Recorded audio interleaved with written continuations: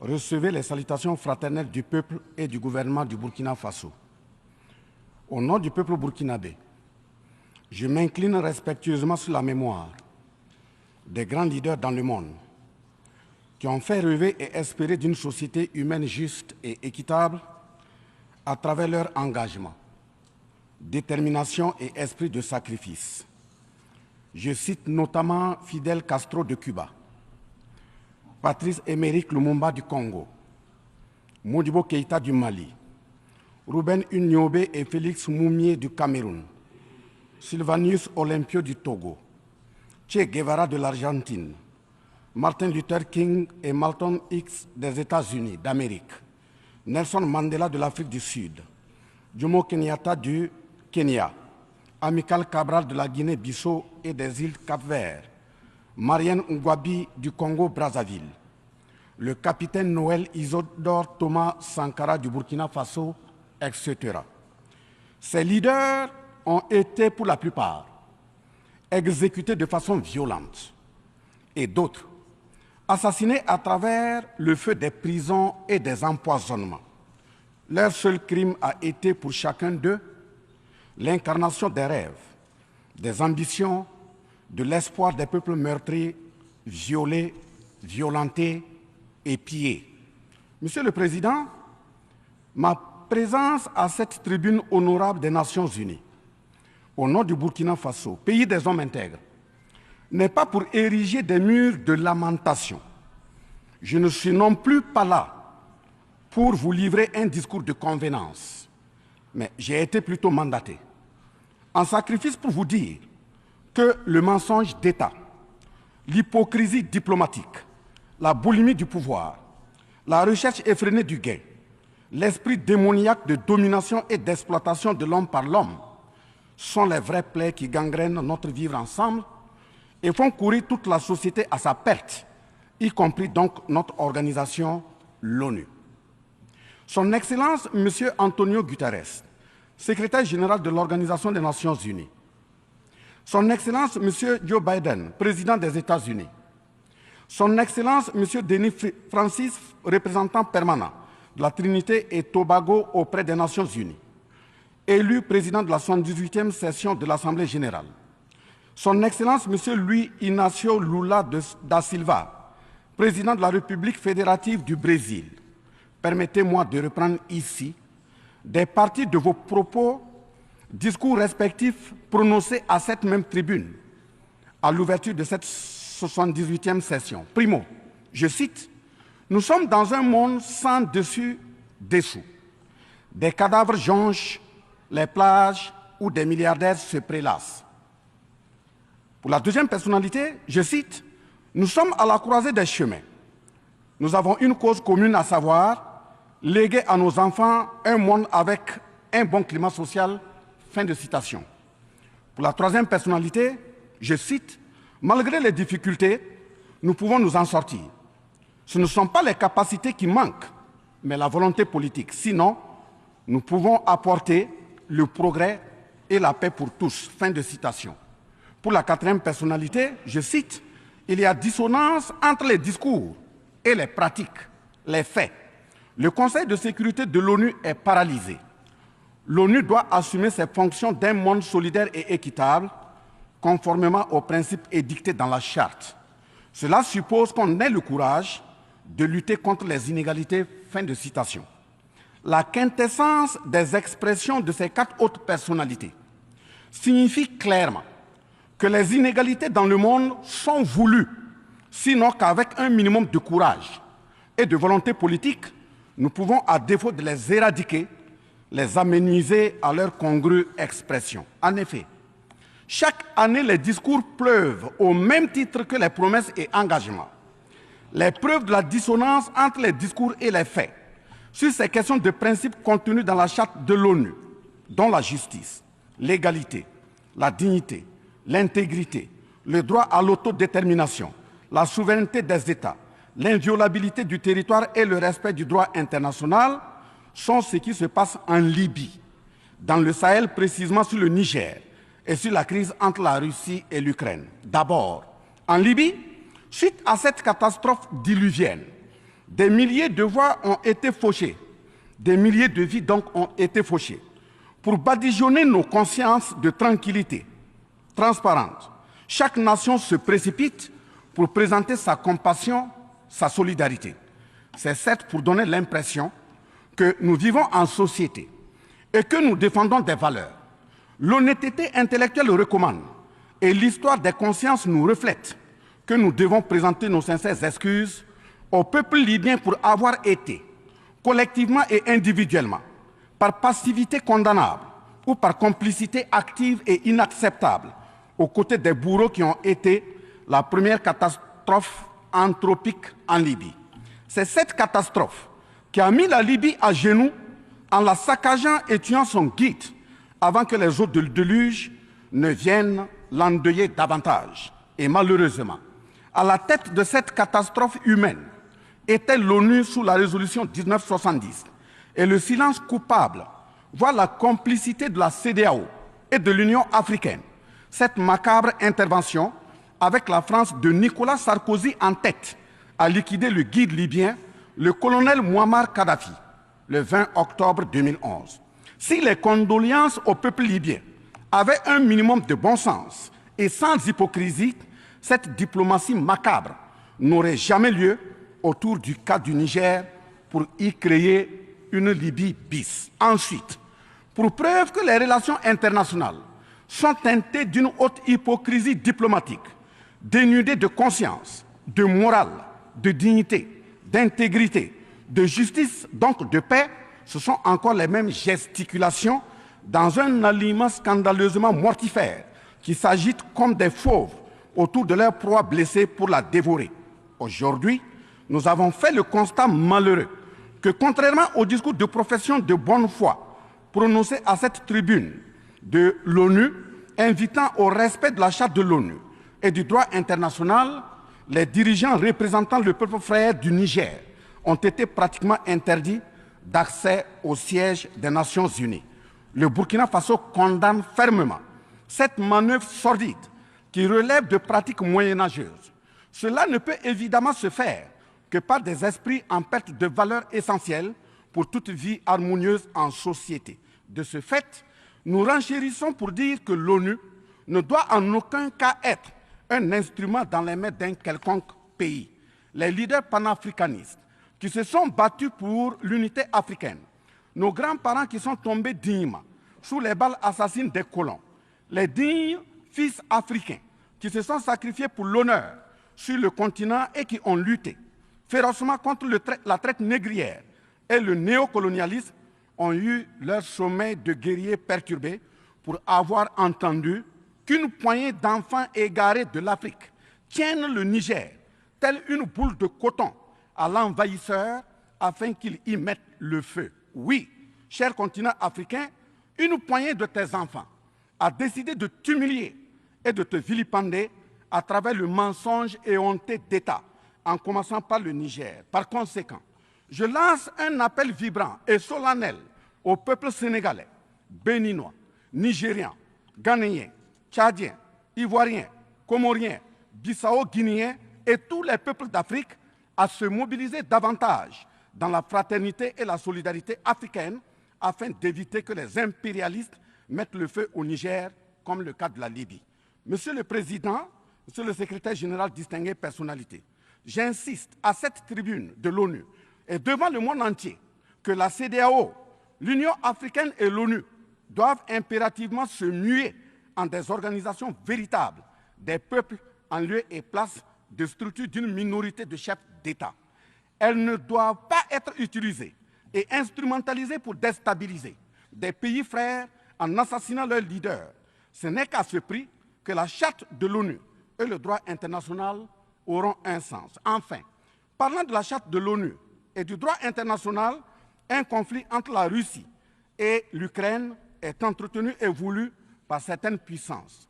Ainsi, plusieurs pays occidentaux, notamment les États-Unis et l'Union européenne, y ont déversé toute sorte de soutien, notamment militaire. Les populations civiles ukrainiennes, engagées comme volontaires, dont certains pilotent même des chars, sont félicités et traités de patriotes. Le Mali, le Niger et le Burkina Faso font face à une guerre qui leur a été imposée par l'impérialisme sous le couvert de terroristes de tout acabit, sémant terreur et désolation. Malgré l'existence de cette même charte des Nations Unies, avec ses principes d'égalité, de justice d'une part, et d'autre part, le même droit international invoqué à cette tribune de l'ONU, il y a nettement un fossé abyssal dans le traitement des questions. En effet, prenant le cas du Burkina Faso, les populations civiles, face aux incursions barbares et meurtrières des terroristes, ont décidé de s'engager aux côtés des forces de défense et de sécurité. Ces populations ainsi engagées, formées et encadrées par les FDS, sont appelées des volontaires pour la défense de la patrie. Ainsi, au Burkina Faso, nous avons 58 000 VDP, dont 42 000 VDP communaux et 16 000 VDP nationaux, qui combattent sur tous les fronts aux côtés des forces de défense et de sécurité, formées, encadrées, orientées par elles. Celles-ci n'agissent que sur instruction et surveillance des FDS et conformément à des textes réglementaires en vue de protéger leur vie et leurs biens. Ce sont ces patriotes que certains chefs d'État de la CEDEAO et de l'Union africaine, sur instrumentalisation de puissances impérialistes capitalistes, tentent de faire croire à la communauté internationale que ce sont des milices. C'est cela le mensonge éhonté d'État. Monsieur le Président, si la communauté internationale était honnête et sincère dans son engagement contre le terrorisme, il ne perdurera point, de sorte à ce que des populations civiles s'engagent et se forment pour assurer leur propre défense. Parlant d'un manque de franchise de cette communauté internationale, voici les exemples. Premièrement, lorsque le Mali, le Burkina Faso, le Niger et d'autres pays se sont organisés sur leurs frontières communes en mutualisant leurs forces pour faire face au terrorisme, la France est venue de nulle part imposer son instrument qu'est le G5 Sahel.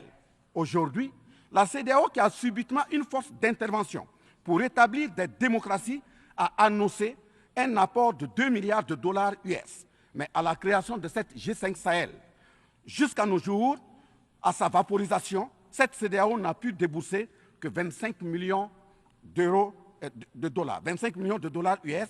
Où est donc le sérieux dans la défense des vies humaines prônée par la Déclaration universelle des droits de l'homme et des peuples? Deuxièmement, le Burkina Faso subit des sanctions cyniques suite au coup d'État du 30 septembre 2022. Cette nébuleuse dite communauté internationale, sous l'impulsion de la France qui est passée par ses valets locaux en Afrique, a tenté d'abord de faire nommer un Premier ministre au Burkina Faso en vain. Ensuite, ils sont passés à l'imposition de ministres dans des postes stratégiques au sein du gouvernement burkinabé en vain. Et enfin, ils ont négocié le maintien des relations afin que le capitaine Ibrahim Traoré mette en œuvre tout ce qu'ils décideront, condition sine qua non d'une durée à souhait au pouvoir. L'ayant aussi refusé, au nom de l'intérêt supérieur de son peuple, une avalanche de mesures répressives, de menaces, de tentatives de coup d'État, manœuvres immorales sont en élaboration dans des laboratoires criminels. Et malheureusement, toutes ces manœuvres et missions macabres sont pilotées en marionnettes téléguidées par des personnages de couloir présidentiel africains.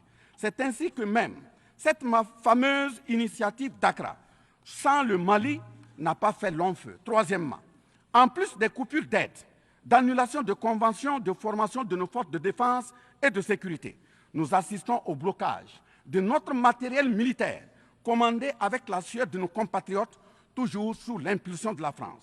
En exemple, pour les vecteurs aériens nécessaires pour le contrôle et la défense du territoire, nous avons eu un contrat avec le Brésil, dont la licence d'armes devait provenir de la Belgique, et le système de navigation de tir, ainsi que des caméras des États-Unis d'Amérique, puis un moteur du Canada. Ces moyens sont aujourd'hui fallacieusement et cyniquement bloqués. Vous parlez de défense des droits humains à cette tribune de l'ONU. Je vous invite donc à nous livrer incessamment nos armes pour la défense et la protection de nos populations meurtries. En tout état de cause, vous êtes solennellement saisis. Et si rien n'est fait, l'histoire vous tiendra responsable de non-assistance à personne en danger. Monsieur le Président, Monsieur le Secrétaire général, ce tableau peu reluisant de cette communauté internationale, caractérisée par la non-assistance à États en proie au terrorisme, l'hypocrisie internationale, la suprématie de quelques puissances au sein de l'ONU, la complicité au pillage de l'Afrique, etc., ne commandent-ils pas la traduction de cette communauté internationale devant la Cour pénale internationale? En un mot, notre sécurité sera assurée par nous-mêmes en priorité et non par quelqu'un d'autre. Sur la question de la présence de Wagner au Burkina Faso, chantée par une certaine presse téléguidée depuis l'Élysée, je répondrai ceci. Oui, Monsieur le Président, c'est nous les Wagner du Burkina Faso. Oui, ces braves forces de défense et de sécurité et volontaires pour la défense de la patrie sont les Wagner du Burkina Faso. Par conséquent, du haut de cette tribune de l'ONU, je magnifie le sacrifice de tout patriote au nom de l'intérêt national. Je salue vivement la mémoire de tous ceux qui sont tombés les armes à la main et magnifie le courage et l'intégrité de ceux qui sont toujours en vie et foncent inexorablement et de façon sacrificielle vers la victoire de notre peuple et la sauvegarde de notre patrie. Au lieu de nous aider à arrêter cette saignée humaine, ce sont des accusations fallacieuses, des mensonges éhontés d'État, englobés dans une diplomatie d'hypocrisie et des menaces voilées pour nous indiquer des partenaires à fréquenter et des conduites à tenir. Nous disons non. Au nom de la même charte des Nations Unies et du droit international que vous évoquez tous et toutes ici à cette tribune, les peuples africains en général et sahéliens en particulier sont résolument engagés à assumer absolument et pleinement leur émancipation totale pour un progrès social véritable. Ainsi, le Burkina Faso liera de façon souveraine ses partenariats avec qui il veut et achètera ses moyens de défense avec qui il veut. Qu'un pays s'appelle Russie, Iran, Turquie, Azerbaïdjan, Cuba, Nicaragua, Corée du Nord, le Burkina Faso y achètera et y vendra librement ses produits sans intermédiaire, encore moins une autorisation de qui que ce soit. Et cela advienne que pourra. Monsieur le Président, Monsieur le Secrétaire général, parlant toujours d'hypocrisie et de mensonges d'État, dans cette question de lutte contre le terrorisme, en général et dans le Sahel en particulier, voici d'autres faits que vous n'ignorez certainement pas et j'en suis certain. Primo, dans le Sahel, nous avons près d'une dizaine de milliers de soldats d'armées étrangères, composés en majorité de soldats français, mais également des soldats américains, allemands, italiens, etc., avec des armes, des matériels volants et de surveillance des plus sophistiqués au monde. Et malgré tout, personne ne voit des colonnes de centaines de terroristes se déplacer pour aller servir la désolation et la mort, souvent avec des armes inimaginables. Au Mali, au Niger et au Burkina Faso, il n'y a ni usine de fabrique d'armes, ni de munitions. Qui recrute donc ces terroristes? Qui les entraîne? Qui les dote en permanence? Qui les nourrit et avec quels moyens? Croyez-vous à cette philanthropie au nom de laquelle des Occidentaux vont envoyer leurs militaires au Sahel mourir pour des beaux yeux des Sahéliens? Si oui, qu'est-ce qui justifie les énervements et autres gesticulations puériles et diplomatiques dès qu'on dit à la France de déguerpir militairement? La vraie raison, ce sont les ressources du sous-sol au Sahel. En effet, l'Assemblée nationale française a voté la loi numéro 057-7-27 du 10 janvier 1957, parue dans le journal officiel de la République française du 12 janvier 1957, portant création de l'Organisation commune des régions sahariennes, OCRS, qui regroupe des parties du Mali, du Burkina Faso, du Niger, de la Mauritanie, de l'Algérie, etc. Cette zone n'a jusque-là pas d'égal dans le monde en termes de richesse de sous-sol. À titre d'exemple, la nappe phréatique la plus importante va de la Mauritanie à la Somalie, en passant par le Mali, l'Algérie, la Libye, le Niger, etc. Le journal Le Monde du 23 juillet 1957 avançait le chiffre de 6 à 7 millions de tonnes de pétrole comme production potentielle annuelle du Sahara. En plus de ces ressources naturelles, nous avons l'uranium, l'or, le cobalt, le zinc, le diamant, le lithium, le cuivre, etc. Si vous, les Occidentaux, vous aimez tant les Sahéliens pour y amener vos militaires, mourir au nom de la démocratie, de la liberté, des droits humains et de la paix, pourquoi tout le continent africain, qui compte 1,3 milliard d'habitants, dont le deuxième continent le plus peuplé, avec 30 415 873 km² et 54 États n'ont aucun siège permanent au sein du Conseil de sécurité avec un droit de veto. N'est-ce pas là, au-delà d'un crime d'État, un crime onusien? Donc, halte aux mentions diplomatiques grossiers consistant à dire que ces puissances impérialistes viennent au Sahel pour défendre la démocratie et des droits humains. Parlant de droits humains, je vous rappelle que la première charte au monde sur cette question de droits humains de l'homme est bien celle de Kouroukan Fougan de 1236 au Mandé actuel Mali. De ce fait que les moralisateurs expansionnistes gardent leur rhétorique de respect des droits humains à géométrie variable pour leurs terroristes qu'ils encadrent. Secondo, l'Afrique n'aime pas comparer les morts. C'est un manque d'éducation que de le faire. Par conséquent, je m'incline respectueusement sur la mémoire de toutes les nationalités ayant perdu la vie en Afrique en général et au Sahel en particulier. Ainsi, sur les sorties hasardeuses, condescendantes et malheureuses du président de la République française Emmanuel Macron, et qui frise souvent le ridicule, tout en se glorifiant d'une hypothétique condescendance sur les peuples africains, je m'impose le devoir de lui faire un petit cours d'histoire sur sa propre histoire. Voilà pourquoi les salles de classe sont faites pour que les enfants apprennent les cours et grandissent bien, que de s'adonner à autre chose, au risque de se perdre à jamais. Mais pour commencer, je précise qu'aucun peuple africain ne s'est opposé au peuple français. Il n'y a pas donc de sentiment anti-français en Afrique. Il n'y en aura jamais du fait de notre légendaire hospitalité et amour du prochain.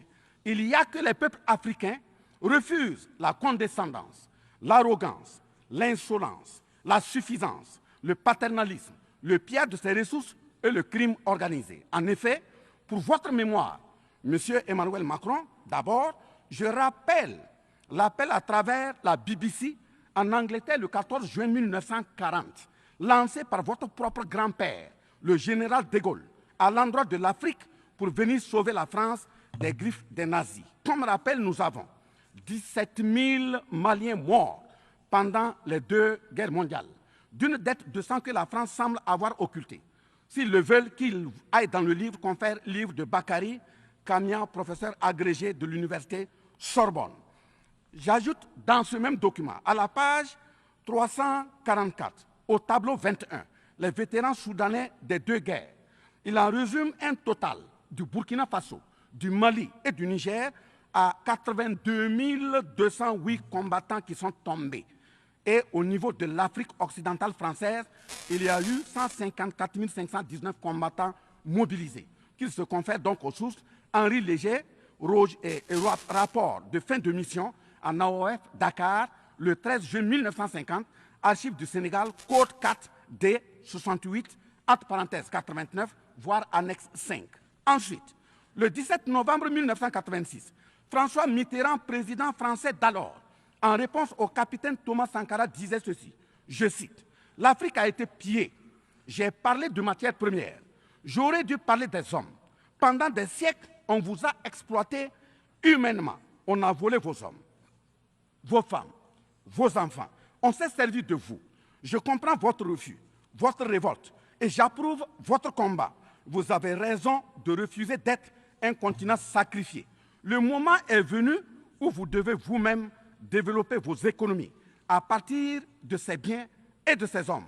Et le devoir de ces pays qui ont profité abusivement du travail africain, c'est de restituer à l'Afrique une part de ce qui a été pris au travers des siècles derniers. » Fin de citation. Effectivement, l'Afrique a toujours été vachement pillée, mais elle reste riche en hommes, en valeur et en richesse minière.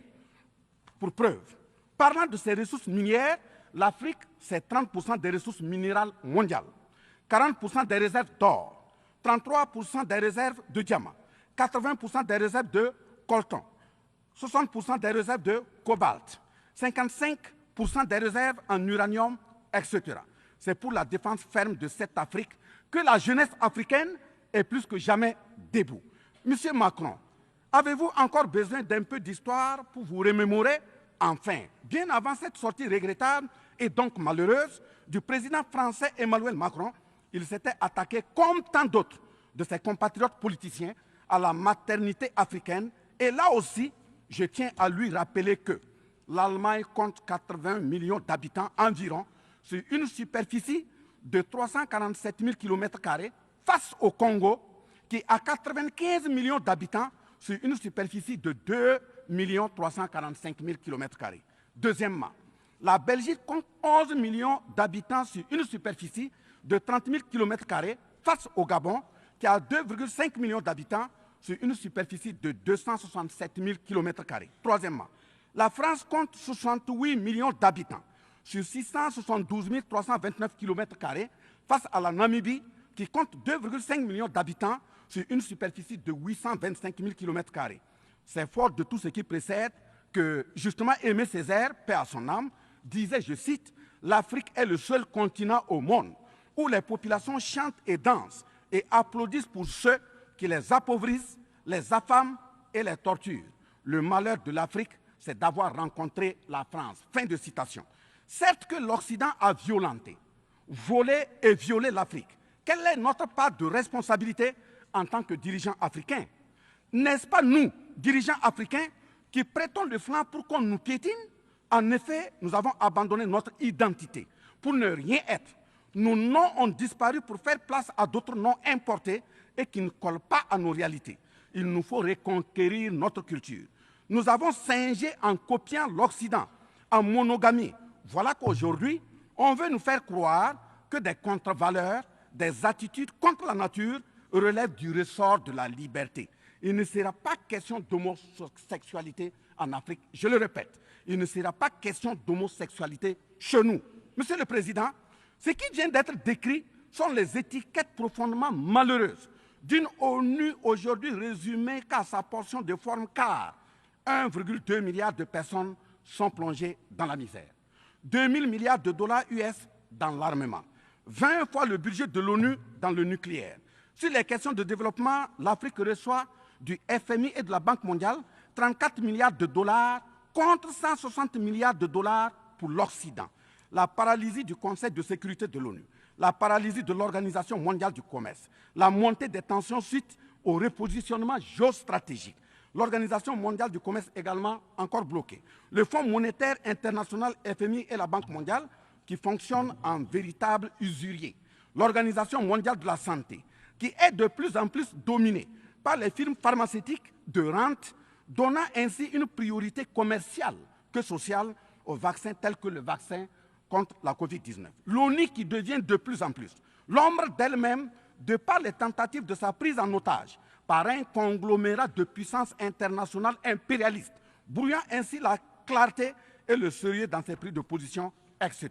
Par conséquent, les peuples africains en général, et sahéliens en particulier, se battront vigoureusement pour que la CEDEAO, l'Union africaine et l'ONU soient des institutions au service véritablement des peuples du monde pour leur profonde émancipation et le progrès social véritable. Parce que ce sont les manquements de ces organisations, leur manque de sincérité, leurs décisions clientélistes et à géométrie variable, la couverture des tripatouillages constitutionnels, avec leur lot de crimes, la promotion de la mauvaise gouvernance, le pillage, la désorganisation sociale et la corruption qui conduisent immanquablement au coup d'État, qui ne sont donc que des conséquences. Traitons donc les causes et les conséquences disparaîtront d'elles-mêmes.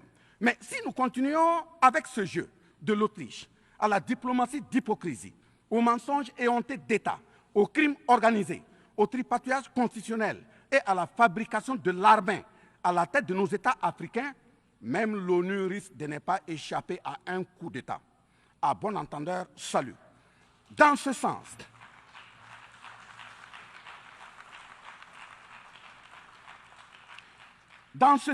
et afin de prendre leur destin en main, le Mali, le Niger et le Burkina Faso ont signé l'Alliance des États du Sahel, en abrégé AES.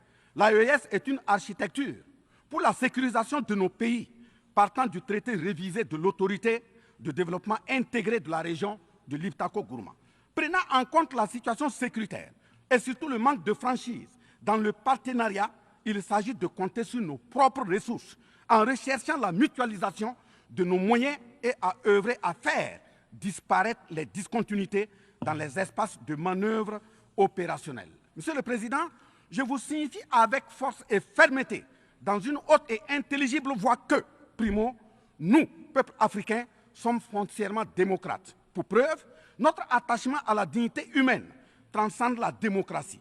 Ce que nous refusons, c'est moins donc la démocratie que le piège de la démocratie qui nous est tendu. Ainsi, la démocratie électoraliste s'est avérée un moyen de contrôle de nos États à travers le jeu de chaises musicales de dirigeants très souvent imposteurs, corrompus, voleurs, violeurs de constitution, car étrangers au seul intérêt de nos États africains qui vaillent. Secondo, nous, Africains, sommes-nous aujourd'hui reconnus dans notre dignité d'homme, au sens de un homme égal à un homme? La réponse assurément est non, au-delà des convenances circonstanciées, pour nous endormir et mieux nous asservir. Triste pour le continent noir, reconnu scientifiquement comme berceau de l'humanité, mais dans la réalité humilié, placé sous contrôle dominé. Des indépendances factices aux guerres fratricides, de la démocratie électoraliste aux aides biaisées, des guerres de rapine au terrorisme malicieusement fabriquées, entretenues et injectées dans nos contrées africaines, notamment au Mali, au Burkina Faso et au Niger. Il y a une seule constante, nous dominer, maintenir le pied sur notre cou, tel le cas de notre malheureux frère George Floyd aux États-Unis, ici même. Est-ce cela la démocratie? Et il se trouve des partisans de cette conception étriquée de la liberté pour justifier intellectuellement l'asservissement et la barbarie contre nos peuples en lutte pour leur dignité et leur souveraineté au nom d'un principe paradoxal de liberté qui, in fine, assassine la liberté. Oh liberté, quel crime n'a-t-on pas commis en ton nom? C'est pourquoi nous décidons désormais de dire non. Non à tous ces amis qui veulent du bien au point de nous menacer de guerre pour imposer leur amitié. Nous adapterons notre démocratie tant brandie et chantée par des loups dans des pots de bélier afin de sécréter par nous-mêmes le leadership politique adéquat pour nos peuples en vue de leur bonheur. Oui, l'émancipation totale et le progrès social véritable pour nos peuples constituent la finalité de toute action, qu'elle soit politique, économique, socio-culturelle et ou sécuritaire. Troisièmement, les peuples africains en général, et ceux sahéliens en particulier, ont découvert des chaînes d'aliénation économique, sécuritaire, socio-culturelle matérialisées en accord secret avec la France et sont engagés à les casser pour leur émancipation véritable. Ce sont entre autres, premièrement, la dette coloniale. Nous n'allons pas fermer les yeux et la payer tout en laissant nos populations mourir de faim et de soif et voire de maladie. Deuxièmement, la question de la monnaie dont le franc CFA, appelé franc des colonies françaises d'Afrique, n'est pas une priorité africaine. Au plan juridique, la propriété est le droit de jouir et disposer des choses de la manière la plus absolue. Confère article 544 du Code civil français chez eux-mêmes. Un brevet est donc détenu par la France sur le franc CFA. Elle est par conséquent propriétaire du franc CFA et elle la loue aux États francophones africains. Ce qui est marrant en plus est que le biais produit par la France pour l'Afrique de l'Ouest diffère de ceux de l'Afrique centrale en valeur monétaire sous la même appellation franc CFA.